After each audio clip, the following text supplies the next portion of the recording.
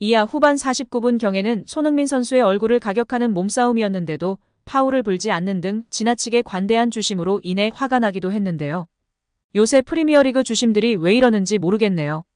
이날 손흥민 선수는 소파스코어, 후스코어드닷컴에서 6.6점, 6.3점으로 높지 않은 평점을 받았고 최악의 평점은 6.2점, 5.8점으로 클루셉스키였습니다. 클루셉스키의 교체로 나온 브라이언 힐도 낮은 평점이었기 때문에 앞으로도 얇은 토트넘의 선수층이 걱정인 상황입니다.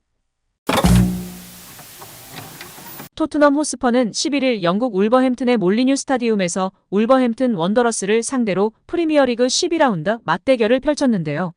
전반전 3분 만에 브레넌 존슨의 선제골을 넣어 쉽게 풀어갔습니다. 현지 팬들은 존슨의 토트넘 입단 후 첫 골에 축하해주며 격려하는 모습이었고 토트넘이 잘하고 있다며 이전의 리즈 시절 바르셀로나와 비교하는 팬도 있었습니다. 또한 계속 잘하는지 두고 보자, 박수를 쳐주자 등의 이미지를 올리기도 하는 모습이었습니다. 또한 아름다운 골이었다며 유명 셰프 사진을 올린 팬도 있었습니다. 존슨은 포로와 함께 메디슨의 회복을 기원하며 메디슨의 다트 세레머니를 하기도 했습니다. 토트넘은 부상으로 판더벤, 메디슨이 제외되었고 지난 경기 퇴장으로 로메로, 우도기가 없었습니다. 그들의 빈자리는 부상에서 회복한 멀티 수비수 벤 데이비스, 다이어, 호이비에르, 에메르송이 메꿨습니다. 황희찬 선수와 손흥민 선수가 만나게 되었고 두 선수 모두 멋진 활약을 이어가고 있어 한국 팬들의 관심이 높고 현지에서도 주목했는데요. 먼저는 토트넘이 초반 선제골 넣으며 앞서 나갔습니다. 경기 전 포스테코글루 감독은 누가 빠지든 있던 없던 우리는 우리의 축구를 할 것이며 동일하게 플레이하면서 승점을 가져오는 것이 목표라고 밝혔습니다. 실세 선수들이 역동적으로 움직이며 압박하고 공격하는 모습이었습니다. 오닐 감독이 온 후 울버햄튼도 좋은 모습을 보이고 있는데요. 계속해서 토트넘을 위협하며 골문을 두드리는 모습이었습니다. 전반전 토트넘의 사르가 소파스코어, 후스코어드닷컴에서 모두 6.3점을 받았고 클루셉스키가 6.1점으로 토트넘에서 가장 낮은 모습이 고스란히 평점을 통해 드러났습니다. 많은 활동량으로 커버하는 것이 장점인데 앞쪽에서 메디슨의 빈자리를 메우기 위해 공격적인 포지셔닝을 하며 좋지 않은 평점을 받는 사르였고 클루셉스키의 돌파는 너무 단조롭고 위협적이지 않았습니다. 전반을 결국 1대0으로 마쳤고 현지 팬들은 단지 운이 좋아 앞서고 있는 거야, 어떻게 울브스의 압박을 못 이겨내는 거지, 우리가 앞서 나가고 있어, 기운들래, 메디슨이 없어 창조적일 수 없다고, 에메르송은 왼쪽 풀백이 아니잖아, 잘하고 있어, 계속해서 싸워 토트넘 등의 반응을 보였습니다. 확실히 손흥민 선수가 전반전 파이널 서드에서의 터치는 2번밖에 없었고 공격 전개와 키패스가 많이 나오지 않는 모습이었습니다. 이하 후반 49분경에는 손흥민 선수의 얼굴을 가격하는 몸싸움이었는데도 파울을 불지 않는 등 지나치게 관대한 주심으로 인해 화가 나기도 했는데요. 요새 프리미어리그 주심들이 왜 이러는지 모르겠네요. 토트넘은 추가골이 나오지 않으면서 1대0으로 위태위태 앞서고 있었고 울버햄튼이 언제든지 동점골을 넣어도 이상하지 않을 모습이었습니다. 이런 상황 속에서 62분 사르를 빼고 벤탄쿠르를 투입시켰습니다. 중원 싸움이 밀리는 양상이었기 때문에 변화를 주는 포스테코글루 감독입니다. 후반 74분 다시 선수 교체를 이어가는 포스테코글루 감독인데요. 비수마와 존슨을 빼고 브라이언 힐과 로셀소가 오랜만에 나왔습니다. 현지 팬들은 비수마를 뺀 것이 옳은 결정이었다며 환호했습니다. 후반 87분경 손흥민 선수의 좋은 찬스가 나왔는데요. 아쉽게 수비 몸에 맞고 말았습니다. 놓치지 않던 손흥민 선수인데요. 지원을 많이 하면서 체력적으로 지쳐 보이기도 한 것 같습니다. 리그 14위의 울버햄튼을 상대로 리그 1위 팀이 원정 경기라 할지라도 압도하는 모습을 보여주지 못한 점이 아쉬웠던 것 같습니다. 토트넘의 선수층이 얇다는 것이 증명되었고 창의적인 선수가 메디슨밖에 없다는 것이 느껴지는 경기였습니다. 결국 토트넘이 후반 90분에 동점골을 내주었고 96분 역전골을 내주면서 패배하였습니다. 마지막 골은 로메로나 판더벤이 있었으면 어땠을까 생각이 들었는데요. 중앙에 있던 다이어의 반응이 느려서지 않을까 싶습니다. 현지 팬들은 울브스는 이길 자격이 충분해, 토트넘 10월 리그 우승 축하해, 불과 6분 만에 일어난 참사, 모두가 토트넘을 비웃는다, 울브스가 우릴 겸손하게 할 거야, 판더벤, 메디슨, 로메로, 우도기가 없어서야 등의 반응을 보였습니다. 이날 손흥민 선수는 소파스코어, 후스코어드닷컴에서 6.6점, 6.3점으로 높지 않은 평점을 받았고 최악의 평점은 6.2점, 5.8점으로 클루셉스키였습니다. 클루셉스키의 교체로 나온 브라이언 힐도 낮은 평점이었기 때문에 앞으로도 얇은 토트넘의 선수층이 걱정인 상황입니다. 남자들은 군대 동기가 있어서 각별한 분들도 있으시고 모두들 대학 입학 때의 동기나 회사 입사 동기 등 다양하게 동기들이 있는데요.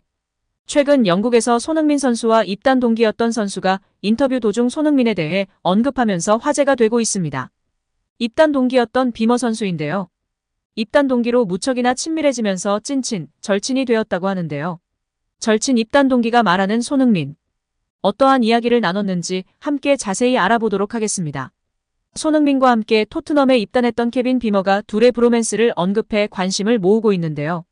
오스트리아 출신 센터백 비머는 영국 디 애슬레틱과 인터뷰에서 과거 토트넘 시절을 돌아보면서 아주 특별한 시간이었다면서 대단한 선수들과 함께 뛰고 훌륭하게 조화된 라커룸의 일원이 된 것은 꿈을 이룬 것이었다고 떠올렸습니다.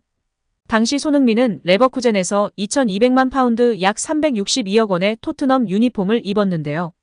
오스트리아 출신 비머 역시 독일 쾰른에서 430만 파운드 약 71억 원에 합류했습니다.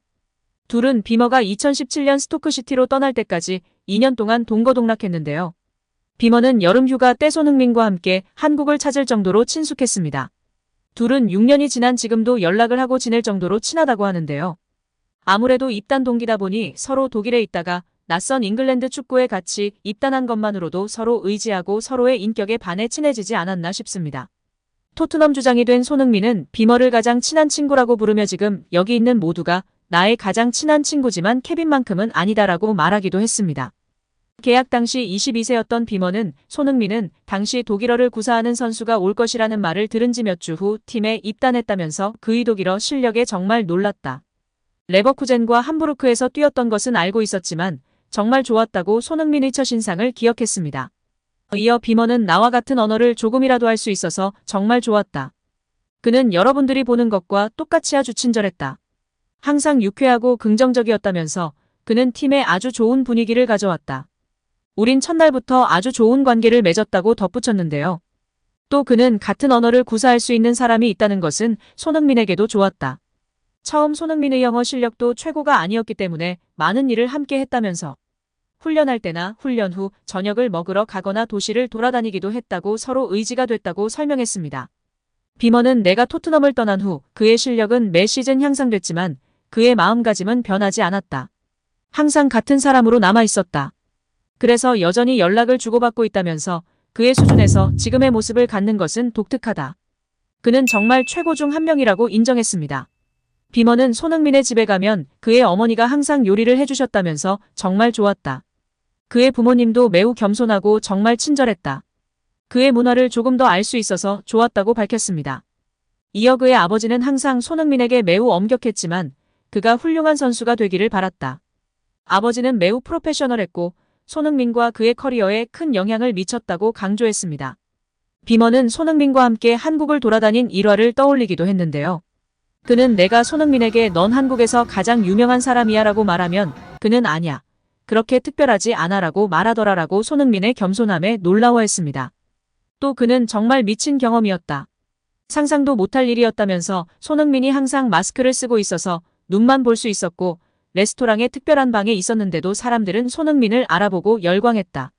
모두 손흥민은 알았다면서 도시의 모든 광고판에 손흥민의 얼굴이 있었다고 서울에 함께한 순간을 회상했습니다. 끝으로 그는 손흥민이 2016년과 2017년 토트넘에서 놓친 우승 트로피를 들어 올린다면 가장 친한 친구보다 더 기뻐할 사람은 없을 것이라고 인터뷰를 마무리하였습니다. 오늘 영상은 여기까지입니다. 끝까지 시청해주셔서 감사합니다. 늘 건강하시고 더 좋은 영상으로 찾아뵙겠습니다. 구독과 좋아요도 잊지 마시고 부탁드립니다. 감사합니다.